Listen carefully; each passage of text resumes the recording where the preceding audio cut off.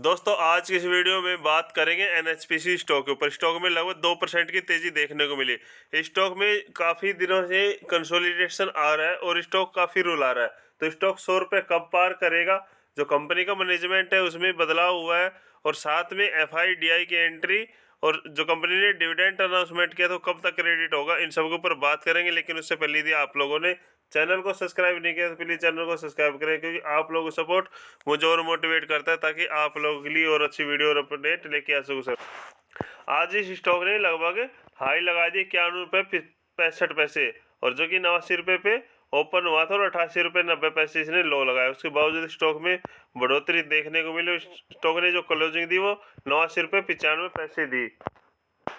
और यदि एनएसई पे देखें तो आज लगभग स्टॉक में जो क्वांटिटी ट्रेड हुई थी वो 7,47,43,203 क्वांटिटी ट्रेड हुई, और 1,63,63,11,382 क्वांटिटी डिलीवरी बेस पे उठा ली गई, यानी कि 21.81% निकल के आ रही है। और जो अब बाइंग ऑर्डर लगा हुआ है लगभग वो लगा हुआ 96,841 क्वांटिटी का, और ये लग रहा है यहाँ पे लगभग 89 रुपये 85 पैसे का। यानी कि कल भी स्टॉक में जो ओपनिंग होगी तेजी के साथ खुलती हुई दिखाई देगी। ठीक है, गैप अप के साथ ओपनिंग होगी और स्टॉक में तेजी कल भी बन सकती है। और कंपनी ने आज ये अपडेट कर दिया कि कंपनी के जो अध्यक्ष एवं प्रबंधक निदेशक के पद का कार्यभार ग्रहण करने के संबंध में सूचना दी है। और किन को रखा है इन्होंने? श्री राजेंद्र प्रसाद गोयल को, जो निदेशक एनएफसी लिमिटेड ने लगभग 1 मार्च से ये अध्यक्ष और प्रबंधन निदेशक के पद का अतिरिक्त प्रभार संभालेंगे।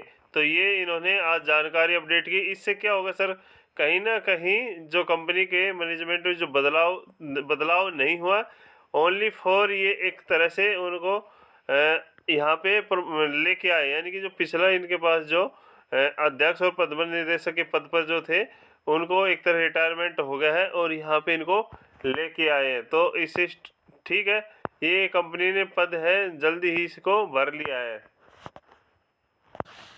साथ में कंपनी का डाटा देखें तो 90,244 करोड़ की कंपनी का मार्केट कैप है, 24 की पीपी स्टॉक काम कर रहा है, इंटरनेशनल वैल्यू 50 है, जबकि बुक वैल्यू 38 रुपये के लगभग है, और इंडस्ट्रीज की पी है वो 25 है।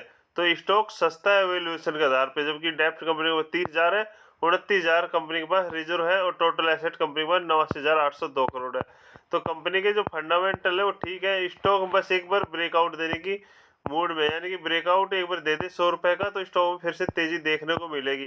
और यदि शेयर पैटर्न की बात करें तो यदि शेयर पैटर्न की बात करते हैं तो यहाँ पे जो प्रोमोटर का स्टॉक है लगभग 70.95% है। एफआई का डाटा लगभग 7.38% है। हल्का सा गिरावट हुआ सितंबर से, और डीआई ने यहाँ पे बढ़ोतरी की, यानी 12.93% है, और यहाँ पे उन्होंने 13.42% अपना स्टेक कर लिया। गवर्नमेंट का सेम टू सेम है लगभग 1.53। अभी इन्होंने भी लगभग कुछ कम किया है 3 क्वार्टर पहले। और जो पब्लिक का, बाकी पब्लिक के पास 6.73% का लगभग ये जो स्टेक है ये बाकी पब्लिक के पास है।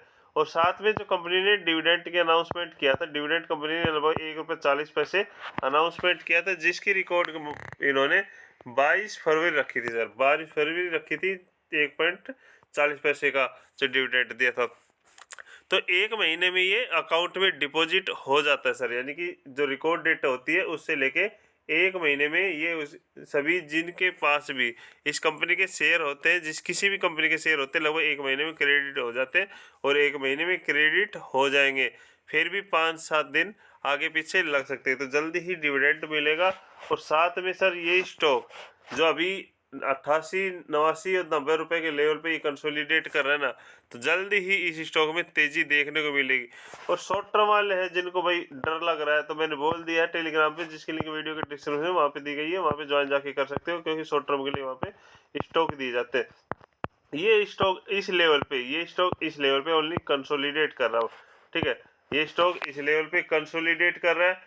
जैसे ही इस लेवल को ब्रेकआउट करेगा ना सर, इस लेवल को ब्रेकआउट करेगा तो स्टॉक में अच्छी खासी तेजी देखने को मिलेगी। हालांकि स्टॉक यहाँ से इस लेवल पे मैंने बाइंग कराया था, ठीक है, ये जब लगभग 100 रुपये के लेवल पे बाइंग कराया था, उस लेवल से स्टॉक में तेजी आई थी। ठीक है, और स्टॉक 112 रुपये 13 रुपये तक चला गया था, लेकिन वहाँ पे टिक नहीं पाया सर। लेकिन इस बार जब अभी इस स्टॉक में ये जो कंसोलिडेट कर रहा है, तो ये लेवल जैसे ही टूटेगा ना, तो स्टॉक जो 105 रुपये 104 रुपये का यदि ब्रेकआउट करेगा, तो उसके बाद स्टॉक में हमें 120 रुपये तक जाता हुआ दिखाई देगा सर, स्टॉक शॉर्ट टर्म में। अभी जो टारगेट निकल के आ रहे हैं तो ये 100 रुपये के ही है, ठीक है। इस मंथ लगभग ये स्टॉक के जो टारगेट है 100 रुपये से 120 तक है सर। और ऐसे स्टॉक, ऐसी बात नहीं है लॉस बना के देंगे, क्योंकि काफ़ी निवेशकों ने लगभग 100 रुपये 105 रुपये और 110 रुपये पे भी खरीदारी कर रखी है। तो भाई जिनके पास यदि अभी तक होल्ड कर रखा है, तो अभी होल्ड ही करो। यदि आपने इतना टाइम दिया तो इतना टाइम और दो, क्योंकि देखो लॉस लेके जाना नहीं है। ऐसी कंपनी है, अच्छी कंपनी है। बाकी 1 महीना 2 महीना 3 महीना होल्ड करो, पर कंपनी पैसा बना के देगी, स्टॉक आपको पैसा बना के देगा सर।